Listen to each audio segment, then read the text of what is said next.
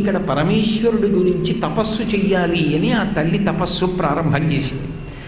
దానికి ఒక శివలింగ స్వరూపాన్ని ఏర్పరచడం కోసం కొంత ఇసుకని దగ్గర చేసి సైకతలింగాన్ని తయారు చేసి తపస్సు చేస్తోంది.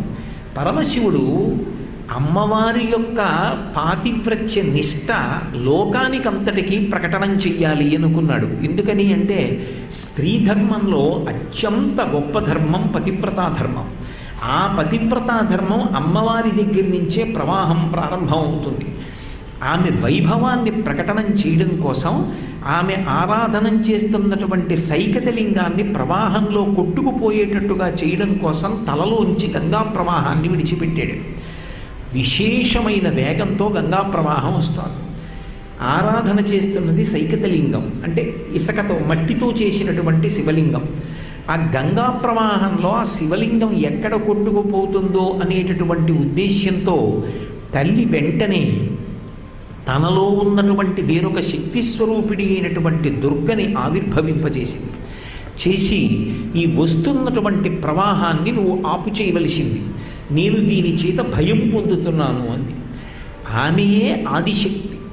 ఆవిడ అండ ఆవిడ తోడు చూసుకుని లోకంలో ఉన్న వాళ్ళందరూ కూడా భయాన్ని విడిచిపెడతారు. అందరి భయాలు పోగొట్టగలిగినటువంటి తల్లి ఏమిటి, సాక్షాత్ ఆదిశక్తి ఏమిటి, ఆవిడ భయపడడం ఏమిటి?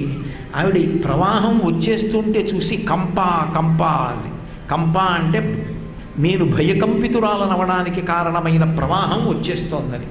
ఆవిడ భయం తనకేదో ఉపద్రవం సంభవిస్తుందని కాదు, తాను ఆరాధన చేస్తున్నటువంటి తన పతిస్వరూపమైన సైకతలింగాన్ని ఆ ప్రవాహం కొట్టుకుపోయేటట్టుగా చేస్తుందేమోనని అని దుర్గమ్మని పిలిచింది.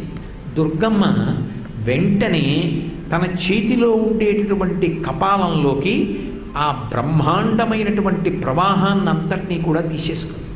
వచ్చిన ప్రవాహం అంతా అదృశ్యమైపోయింది.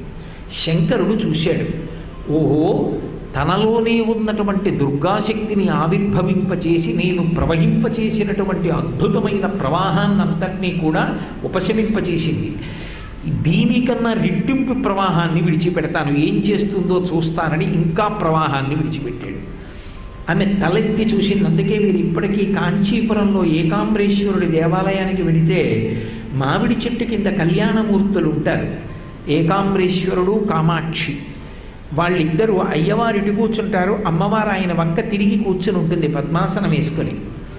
మీరు వెనక్కి తిరిగి చూస్తే ప్రాకారం మీద గోడ మించి శ్రీ మహావిష్ణువు చూస్తూ ఉంటారు. ఎందుకని అంటే అంత ప్రవాహం వచ్చినప్పుడు అమ్మ నారాయణమూర్తిని పిలిచింది. నారాయణ నారాయణి వాళ్ళిద్దరూ అన్నా చెల్లెళ్ళు. అందుకని ఆమె అన్నయ్యని పిలిచింది, అన్నయ్య ఎలా ఈ ప్రవాహాన్ని బంధించడం అంటే ఆయన అన్నాడు, అమ్మ పరమశివుడు నీ పాతివ్రత్య వైభవాన్ని లోకానికి ప్రకటనం చేయడం కోసం సృష్టించినటువంటి ప్రవాహం తప్ప ఇది నువ్వు ఉపాసన చేస్తూ ఆరాధన చేస్తున్నటువంటి సైకతలింగాన్ని చెనకగలిగినటువంటి శక్తి కలిగినది కాదు. అందుకని నువ్వు ఆయన పాదములే గట్టిగా పట్టుకో అన్నాడు.